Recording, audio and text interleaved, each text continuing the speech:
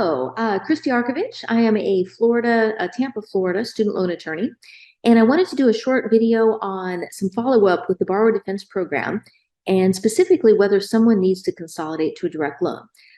First of all, if you have already filed a borrower defense application, or as long as you meet the deadline by November 3, that's the deadline to be considered a post-class member of this big settlement, 𝗖mě versus Cardano.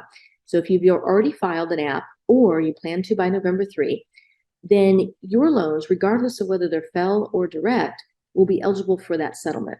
However, there are many instances where you may want to consider consolidating to a direct loan if you have a FFEL loan. Number one, if your loans are in default, if a default's being reported on your credit history, or if it's going to reappear, if the Fresh Start takes it off temporarily but puts it back on, why not go ahead and consolidate your loan default so that you have that cleared and your credit report doesn't show that? That may be important for if you have a job with state government, local government, federal, you're reported on the CAVERS report for home mortgage, for underwriting. So I'd suggest you go ahead and clear that default when you have the opportunity, just in case something haywire goes on and it's longer than what we think. I mean, right now under that settlement, those people who have attended the listed school are supposed to have full forgiveness within 1 calendar year. But again, this is not a final settlement.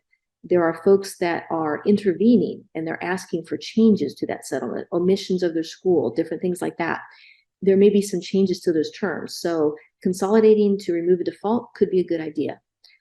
Consolidating to make sure that you have a direct loan that's eligible for some of these other programs, also a good idea. Public service, for instance, your deadline to consolidate is to get the application in before October 31. There was some confusion about whether the application needed to be finished, the consolidation application needed to be finished or just started. The Department of Ed has clarified just started is good enough, but get that in. The other thing is the IDR waiver. That's another reason why someone would want to do a consolidation before the end of the year, so you get credit for all these extensive forbearances you might have had. We've got folks out there with 5 or more years of forbearances that aren't being counted currently. If you consolidate to a direct loan, they'll count. It's good to have a plan B, just in case something happens with the settlement. And I'm not saying that we're looking at that or we're seeing signs of that. I'm just saying as a litigator, we like plan Bs. We like to create our client's story. We like to have multiple redundancies built in if possible, and certainly plan B fits that. So consolidating could be a good idea to not only remove a default, but also get you in line for all these other programs. Go ahead and apply for the 10K forgiveness. The Department of Ed has made it very clear that you will not lose out on any borrower defense relief if you get the 10K forgiveness. So apply for that. The application won't be ready till after the 1st of October, but go ahead and get that done. We have a separate video if you have some specific questions about the application process. So go ahead and take a look at that if you have any questions on that. There are some new rules about borrower defense that are being negotiated right now. One of the key characteristics is that there will not be a statute of limitations on anyone who has attended one of the listed schools in filing a borrower defense claim.